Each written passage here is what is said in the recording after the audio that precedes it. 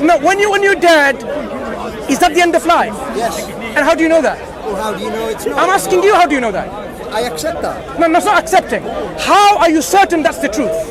It's good enough for me. It's not about good enough. How are you certain? Good enough for me. No, how are you certain? Certain. For today. So basically, you're not certain. I'm positive. I'm saying I don't care. No.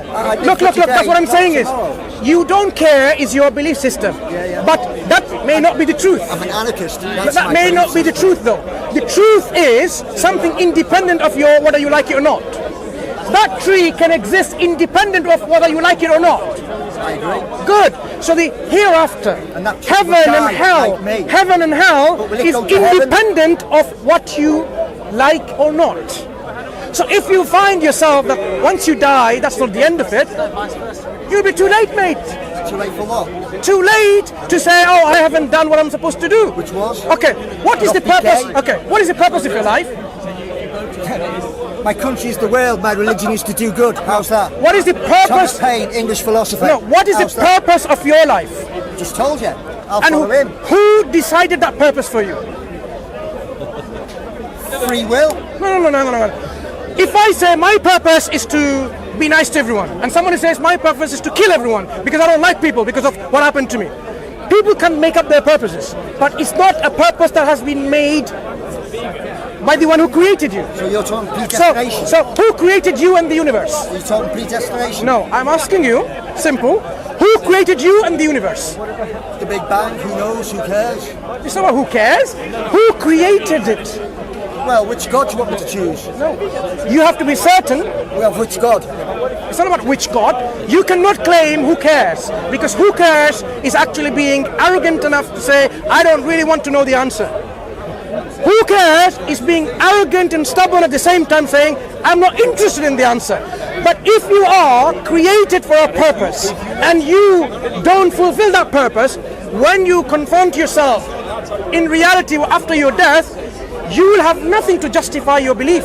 And how about Neolithic You will be in a man? mess. How about Neolithic man? No, you will be in a mess. Were they Muslims? Wait, slow down. Slow down. 350,000 years. Wait. Must have been like Homo erectus before that. Look. So now you are now coming up with some support from these evolutionary models, right? That's what you're saying. Where did matter come from? Who created matter? Matter cannot create by itself. Imagine matter created by itself when it was nothing. While it was nothing, it created itself. It makes no sense. You are an intelligent person, and you should very well know that something cannot create itself while it was nothing. So this matter that is all around giving you pleasures, where did it come from?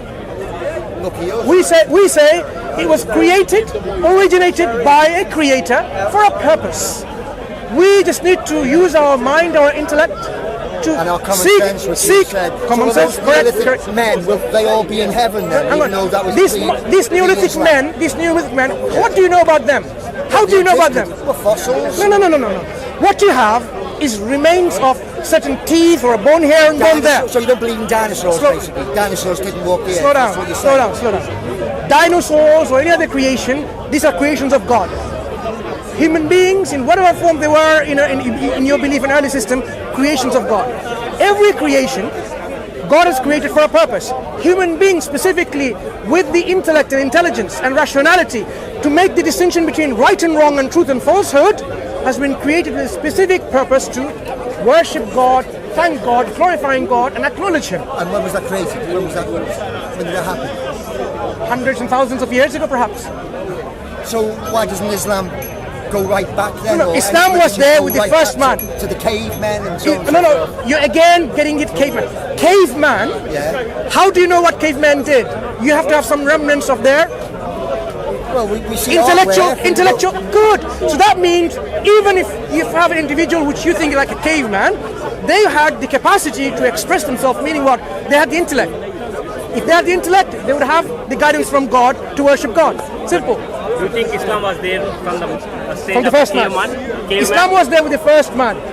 First man had Islam, and his progenies continued this message. People forget, and this message continued. What is Islam? Islam is a man-made kind of system for That's what- creating that's wealth like every other bloody religion, No. creating wealth. That's the problem you're thinking. You know what Islam gives you wealth? It tells you what, you know what? Be charitable. Give your surplus wealth to the poor.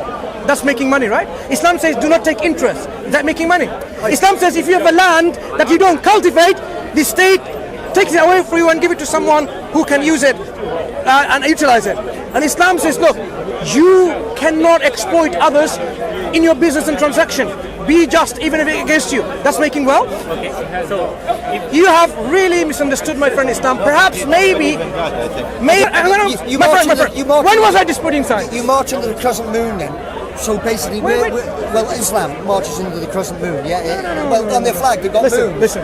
So This is what's where. that about? Let me explain to you first. Islam doesn't worship a moon or the sun. why- In the Quran. Why have the moon on the flag? I'm going to explain to you. In the Quran, just to lay down the scene first, it tells us very clearly in the Quran, do not worship the sun or the moon, but worship the one who created them both. Worship God who created them both. So don't worship anything of the creation. Why on your flags, on your banners throughout answering. Islam, do they have the moon, the I crescent moon? am answering. That's why I am answering, yeah. right? There are many Muslim countries. Yeah. Are you saying all Muslim countries in their flag has a moon? Well, many do, and it's quite Wait. standard. It's important to understand that. Let's concentrate on the ones that do then. No, it's important to understand. If moon is something that is something essential for us, then it should be in all of the flags. The fact that it's not, it tells you like, oh, it's some people's choice to put a moon in the flag. It For started. some reason that Yes. Muslims decide to put Yes. a moon It on the started- flag. I'm asking why should that be? Maybe You've believe asked in the me. man in the moon, I don't know. You've asked me 3 times already. When I'm about to answer. Go on then. Right. Thank you. It started with when, in early times, when Islam was expanding. The way when it's opening up new lands, so it didn't just destroy the places of worship as it opened the lands. For example, say Islam went to Egypt, and there were a lot of Coptic Christians. Did it just go and demolish all churches? No. What did the churches have? The churches had a cross, a crucifix. Okay? So how do you not demolish a building, but still make it a place of worship for the Muslims, but identify that it's not a church? You remove this cross and put something symbolic that they know that it is not a Christian place of worship. So Why not a star? Why not a rainbow? Listen, why not? look, Why a moon? is I what am I'm saying. telling you, I know it's been patient enough. We go by our monthly calendars, by the lunar calendar. You know, England here, or everywhere in the world, they follow the Gregorian calendar, okay, which is based on the sun, movement of the sun, isn't it? The solar calendar. Islamic months, the system of counting months and days in the years, is based on a lunar calendar. So they took the symbol of the moon to say, okay, this is the symbol that we're going to use when we go put places of our worship, so people know that this is an Islamic place of worship. They could have put a symbol of anything. You know what? Imagine they put a symbol of a heart. That that would and then some people later may still question, why they put a symbol of a heart? Why not a whatever, right? You can always question it. It was the Ottomans who started it originally, and it was a decoration symbol, and it wasn't even considered a religious symbol until Westerners started saying, oh, Muslims have got crescents above their buildings, and then more and more buildings started having it when Westerners started looking at it as a symbol of Islam, as the crescent. The flag of Islam, unfortunately, has been robbed from the Muslims now. Do you know the flag that ISIS uses? ISIS, this black terrorist flag, group. isn't it? No, No moons on that. No, there's no moon in it. Or hearts. No, there is no moon. But what does it say? There is an Arabic writing says, La ilaha illallah, wa la ilaha illallah Muhammad Rasulullah. There is no God worthy of worship except Allah, and Muhammad is a messenger of God. That is the flag of Islam. That is the flag that early Muslims, when they went and conquered and opened up other land, that's the flag they used. No sun or moon or a heart, but this statement, La ilaha illallah. Okay? That is our flag. So when people put the moon thing like this, it's just initially, as my brother said rightly, the Ottomans' endeavor to distinguish the places of worship, that this is not Christian or pagan, but the Muslims. Okay, final thing then. In conclusion, the ultimate for you would be one world with one religion. Alright? Well, I just say to you, one religion in this world is tyranny. Two religions in this world is civil war. 3+ religions, welcome to fucking Merry England.